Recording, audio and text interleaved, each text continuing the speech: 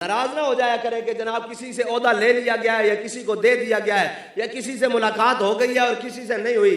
آپ اپنی صفوں میں اتحاد رکھیں. چھوٹی چھوٹی باتوں سے میں نے تو آپ کو کہا تھا کہ فلسطین کی آزادی تک ہمارے آپس کے اختلاف بند ہیں. ابھی تو ہمارے جوتے خون سے نہیں بھرے دین کی دعوت دیتے ہوئے, تو آپ ابھی سے پریشان ہو گئے.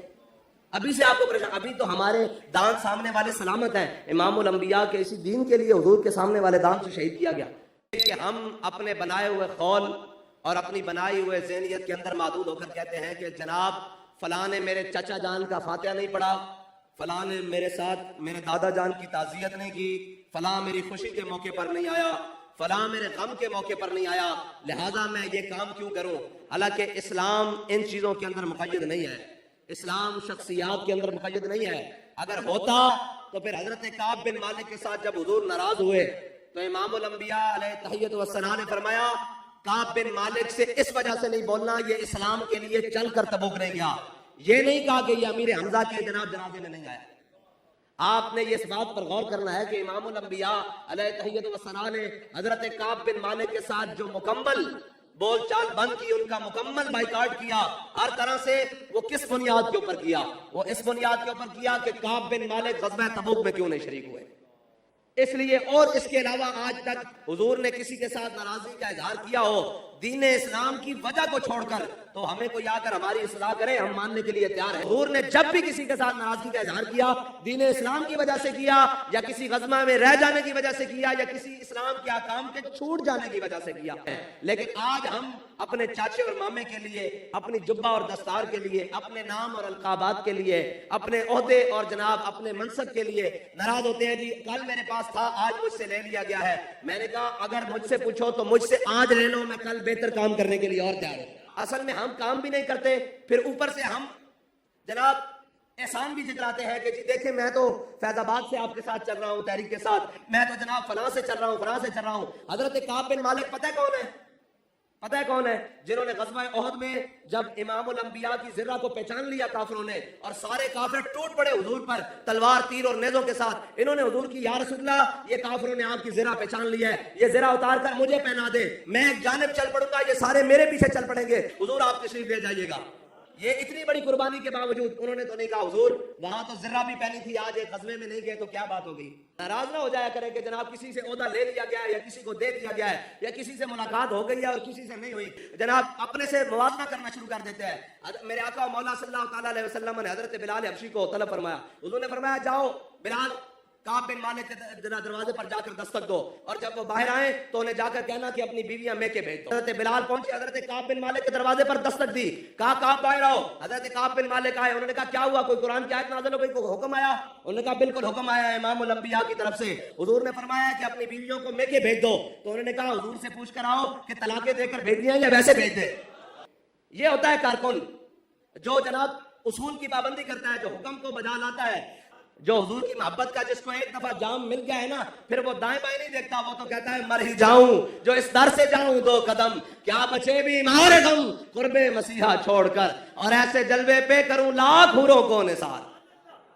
حضور سے محبت. آپ کو یہ پتا ہے کہ یہ ساری باتیں یہ تنظیمی طور پر ہوتی رہتی ہیں, یہ ساری چیزیں ہوتی رہتی ہیں. اس کا مطلب یہ نہیں ہوتا کہ انسان مقصد کو چھوڑ کر کہیں اور چل پڑے. اور یہ یاد رکھنا جس مقصد پر ہم چل رہے ہیں نا, یہ مقصد کائنات کی ہر چیز سے افضل ہے, ہر عمل سے افضل ہے, ہر رشتے سے افضل ہے, ہر ناطے سے افضل ہے, ہر تقدیس والے جناب صاحب اور منصب سے افضل ہے. یہ جس منزل کو ہم چل رہے ہیں, ہمارا کوئی جذبہ اتنا سا ہے کہ ایک واٹس ایپ گروپ کے ذریعے تعلیل ہو جائے گا, یا ایک گروپ. مومن جو ہے وہ سازشوں کا شکار نہیں ہوتا.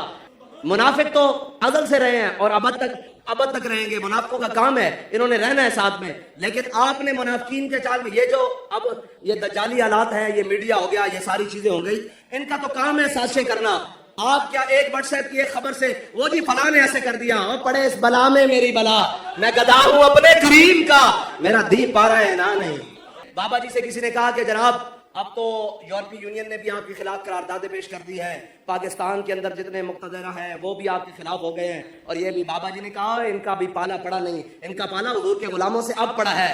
ہاں امتحان ہمارے ضرور آئیں گے, لیکن انعام بھی ادھر سے اتنے ہی بڑے آئیں گے. हाँ, आपका काम है सब्र के साथ और जनाब हौसला मंदी के साथ और छोटी सी एक खबर के साथ जनाब हमारे कासिम फखरी साहब को, बगदादी साहब को, ओ जी हजरत क्या होगा, क्या होगा भाई, आखिर मर जाना है, उससे ज्यादा क्या होगा, मर कर क्या होगा, कब्र में सरकार आए तो मैं कदमों में गिरूं। अल्लाह ताला जिससे मर्जी दीन का काम ले ले, लेकिन इस वक्त दीन की जमात और दीन का काम करने के लिए और इस्लाम और मुसलमान बल्कि आलम इस्लाम के तमाम मुसलमानों के लिए उम्मीद है आपकी जमात तहरीक लब्बैक पाकिस्तान। आप अपनी सफ़ों में इत्तेहाद रखें। छोटी छोटी बातों से, मैंने तो आपको कहा था कि फ़लस्तीन की आज़ादी तक हमारे आपस के इख्तलाफ बंद है, ये तय हो गया। मस्जिद में बैठे हैं भाई, अल्लाह के घर में, पहले सोच लो, सोच समझ के बैठो।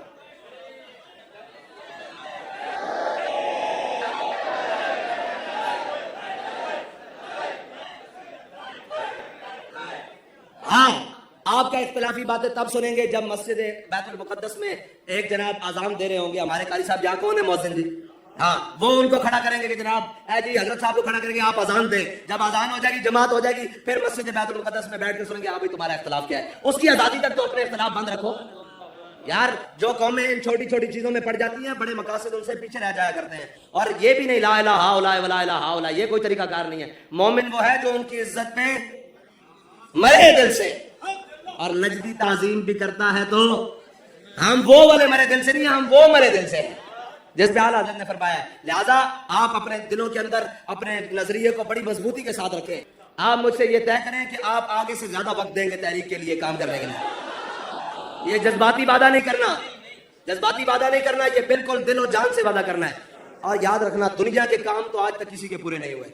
एक जरा सा मैसेज चला नहीं हो, क्या हो गया, उन्होंने कहा क्या हो गया भाई, यहाँ जेलें भरी पड़ी हैं मुजरिमों के नाम पर, ये जनाब चोरों डाकुओं के नाम पर। हम तो जब जाते हैं हुजूर के नाम पर जाते हैं। अपनी सफ़ों को मुत्तहिद रखो और अपने बड़ों का एहतराम करो, अपने अंदर फर्क मरातब को समझो और अपने छोटों को अपने करीब करो। और जो आप यार मुझे ये बताओ, अभी तो हम दीन के लिए आए हैं, ये हजरत ने मुझे फूल पहनाए हैं, आप नारे लगा रहे हैं, आप बात सुन रहे हैं, मैं बात कर रहा हूँ, सारे नारे लगा रहे हैं, खुश हो रहे हैं। अभी तो हमारे जूते खून से नहीं भरे दीन की दावत देते हुए, तो आप अभी से परेशान हो गए, अभी से आपको परेशान। अभी तो हमारे दांत सामने वाले सलामत हैं। इमामुल अंबिया के इसी दीन के लिए हुजूर के सामने वाले दांत से शहीद किया गया। अभी तो आपके और मेरे रिश्तेदारों को दीन के लिए कुछ नहीं कहा गया। हुजूर के तो चचा के कलेजे भी चबाए गए, नाक कान काट कर हार बनाए गए, दिल भी चबाए गए। आप क्यों परेशान होते हैं? अभी तो हम जहाँ जाते हैं लोग कहते हैं फलां जिंदाबाद, नारे लगते हैं, ये लगते हैं। अभी तो वो हाल नहीं हुआ हमारे साथ, तो शुक्र नहीं करते कि हम हुजूर के दीन की बात कर रहे हैं और दीन सुनने वाला है। आप सब इस रस्ते को बिल्कुल दिल से कबूल करते हुए इसी रस्ते की जानिब चले। दाएं बाएं की बात नहीं सुननी। कोई दाएं बाएं की बात करे तो उसे कहना है कोई यार दी गल सुना मुल्ला।